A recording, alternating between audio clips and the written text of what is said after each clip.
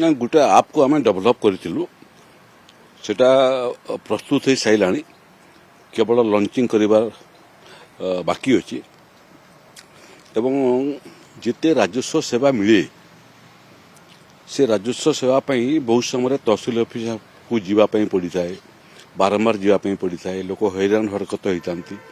ଏବଂ ଲୋକଙ୍କ ପାଖରେ ସମୟ ମଧ୍ୟ ନଷ୍ଟ ହୋଇଥାଏ ଏବେ ଯେଉଁ ରାଜସ୍ୱ ସେବା ସବୁ ମିଳେ ଗୁଡ଼ିଏ ତ ଅନଲାଇନ୍ରେ ହେଉଛି ଆଜିକାଲି କିନ୍ତୁ ଆମେ ଯେଉଁ ଆପ୍ ଡେଭଲପ୍ କରିଛୁ ସେ ମୋବାଇଲ ଆପ୍ରେ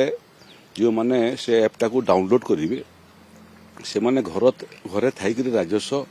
ସେବା କ'ଣ ଚାହୁଁଛନ୍ତି caste certificate residential certificate income certificate ଏଭଳିଆ ପ୍ରାୟ 17-18ଟି ସେବା ଅଛି ସେଇଟା ମୋବାଇଲ ଆପ୍ ମାଧ୍ୟମରେ ସେମାନେ ଆବେଦନ କରିପାରିବେ ଯେଉଁ ଫିସ୍ ଦେବାକୁ ପଡ଼େ ସେଇଟା ମଧ୍ୟ ମୋବାଇଲ ଆପ୍ ମାଧ୍ୟମରେ ଦେଇପାରିବେ ଏବଂ